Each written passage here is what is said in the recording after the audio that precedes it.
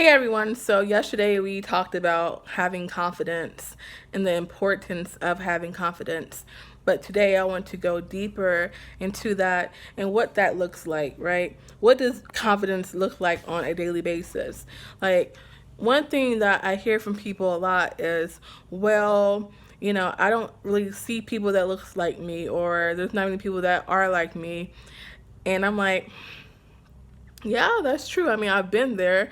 Um, but it doesn't mean that you can't be there, right? And so sometimes it takes you, that one person, to be at the table in the room to create a domino effect, right?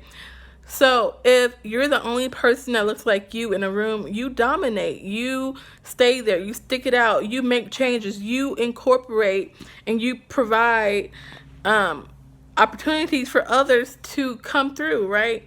So if you're, a part of a male dominated space, your presence may be uncomfortable for them, it may be uncomfortable for you, but it's necessary, right? Because having that diversity, having that difference creates different perspectives, allows for new opportunities to be placed out there because it wasn't there before. So you have to know that it's okay. Like, being confident, part of being confident is knowing that where you are at is where you should be, right? If you shouldn't be there, you wouldn't be there, right? So being confident means that you are secure enough to know that you belong where you're at. Don't doubt your ability. Don't doubt your sense of self. Don't doubt yourself at all.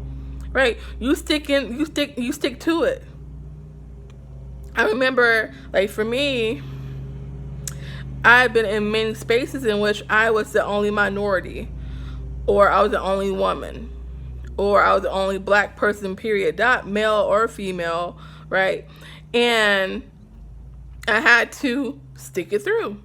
Yeah, I had doubts. Yeah, it was hard for me at first, but I realized that, hey, if I leave now, if I don't stay here, if I don't make my presence known, and I leave, then, what does that say about me? That I can't endure, that I can't, sit there a little bit? No, right? My ancestors, right, were resilient. Resilient. If they can go through enslavement for hundreds of years, who am I to say I'm going to give up because I can't sit here in this meeting for 10 minutes, 30 minutes, an hour? Right? So have that sense of resilience. You didn't get this far to give up. You did not get this far to give up. So you sit there and you take it. And you do what you need to do to make it possible for others like yourself to get to that space. Do not believe for one moment that you are not deserving of where you're at. You create space and you create chances for others like yourself to make it there. When I look at the classes that I'm in, majority of my peers are white. When I go to different places, dinner parties or invites or whatever, a lot of times I'm the only black person there. Right? So what does that say? It says that there needs to be changes made. And unfortunately, sometimes it does not start with another person. It starts with you. So have the confidence to start whatever needs to be started. You know what? It's hard. It may cause you to, cry, break down, cry. But don't give up. Never give up. Never, ever give up. You can take a break and come back to it, but don't give up. Never give up without a fight.